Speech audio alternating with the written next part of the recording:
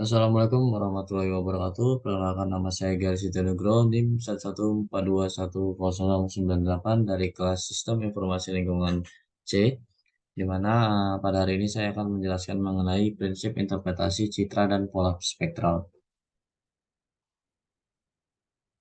Penginderaan jauh. Penginderaan jauh merupakan salah satu teknik untuk mengumpulkan informasi tentang objek, area, atau fenomena tanpa melakukan kontak langsung, di mana teknik ini seringkali melibatkan penggunaan pesawat terbang atau satelit untuk mengambil gambar atau data lainnya dari atas permukaan bumi. Nah, Google Earth ini merupakan salah satu contoh platform yang menggunakan data penginderaan jauh untuk menampilkan citra satelit dan peta dari berbagai lokasi di seluruh dunia. Nah, penggunaan data penginderaan jauh sendiri untuk Google Earth dapat bermanfaat dalam berbagai aplikasi. Salah satunya mengidentifikasi struktur spasial, perubahan tata guna lahan, dan identifikasi lahan kosong. Nah, sebagai contohnya, penelitian telah dilakukan untuk mengidentifikasi lahan kosong di Kota Batu berbasis citra Google Earth menggunakan algoritma Convolutional Neural Network atau CNN.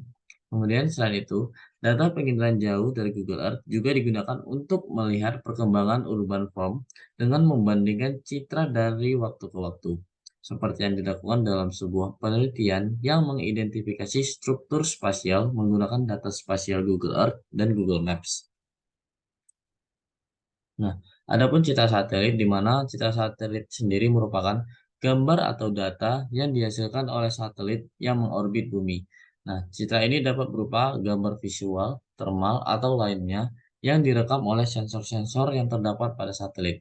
Nah, citra yang diambil merupakan citra foto, di mana citra foto sendiri merupakan citra foto yang dihasilkan oleh sensor kamera, sedangkan citra non-foto dihasilkan oleh sensor non-kamera. Nah, biasanya citra foto sendiri ini memiliki resolusi yang tinggi, warna yang akurat, dan bentuk yang proporsional. Sedangkan citra non-foto memiliki resolusi yang rendah, warna yang semu, dan bentuk distorsi. Bisa dilihat pada citra yang saya tampilkan itu merupakan citra dari daerah rumah saya yang berada di lokasi Desa Potrok, Kadilajo, Kecamatan Karangmanto, Kabupaten Klaten, di mana citra ini diambil dari aplikasi Google Earth. Nah, cita-cita ini digunakan untuk memantau kondisi cuaca, mengidentifikasi pola cuaca ekstrim, dan melakukan prediksi cuaca. Nah, selain itu, citra satelit juga digunakan dalam pemetaan dan pemantauan lingkungan, seperti dalam identifikasi terumbu karang menggunakan citra satelit resolusi tinggi. Kemudian, dalam konteks medan jauh, citra satelit merupakan salah satu sumber data utama yang digunakan untuk analisis dan pemetaan. Nah, citra satelit sendiri dapat digunakan untuk mengidentifikasi fitur geografis, memantau perubahan tata guna lahan, dan melakukan analisis lingkungan. Selain itu, citra satelit juga digunakan dalam perancangan irigasi untuk mengelola sumber daya air dan memantau kondisi sawah. Adapun pola spektral, seperti pada gambar di samping ini, merupakan pola spektral dari mineral albit, plagioclase, Na, and number feldspar group, di mana tipenya itu silicate dan spektral purify-nya berupa C. Pola spektral sendiri merupakan pola yang terbentuk dari pemetaan spektrum elektromagnetik dari suatu objek atau fenomena, di mana dalam konteks penginderaan jauh, pola spektral ini mengacu pada pola yang dihasilkan dari pemetaan spektrum elektromagnetik dari suatu area atau objek di permukaan bumi. Nah, pemetaan spektrum ini dapat dilakukan menggunakan berbagai jenis sensor, seperti sensor optik, sensor thermal, dan sensor radar. Nah, adapun Landsat, di mana Landsat merupakan program penangkapan citra bumi dengan satelit, di mana Landsat ini dimulai sejak tahun 1972. Nah, satelit Landsat ini menghasilkan citra berkualitas tinggi untuk seluruh dunia.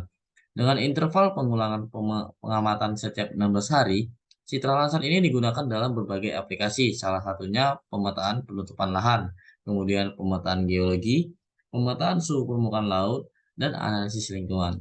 Nah, salah satu Landsat yang saya ambil itu merupakan Landsat 8, di mana Landsat 8 ini merupakan salah satu satelit dalam program Landsat yang diluncurkan pada 11 Februari 2013.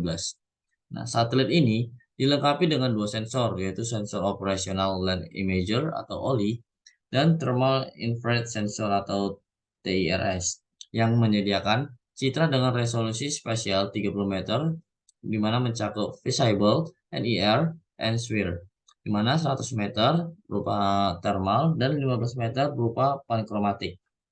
Nah, Landsat 8 ini memiliki orbit Sun Synchronous Orbit pada ketinggian 705 km dan resolusi temporal selama 16 hari. Nah, Polyspectra Mineral Albit atau Plagioclase NaN member Feldspar Group merupakan pola yang terbentuk dari pemetaan spektrum elektromagnetik dari mineral albit. Seperti pada gambar, di mana terdapat mineral albit, di mana albit sendiri merupakan mineral feldspar Plagioclase yang merupakan N-member natrium dari seri solid solution Plagioclase. Nah, albit ini memiliki rumus kimia NaAeS 3O8 dan termasuk dalam kelompok tektosilicate. Pola spektral mineral albit dapat digunakan untuk mengidentifikasi mineral albit dalam berbagai aplikasi, seperti dalam identifikasi mineral pada batuan dan analisis mineralogi. Nah, spektral purity dari mineral albit sendiri merupakan C. Baik, itu saja yang dapat saya sampaikan mengenai prinsip interpretasi dari pola citra satelit dan pola spektral. Saya Gasito Nugroho, NIM 142100098 dari kelas Sistem Informasi Lingkungan C. Yang kurang lebih saya ucapkan terima kasih.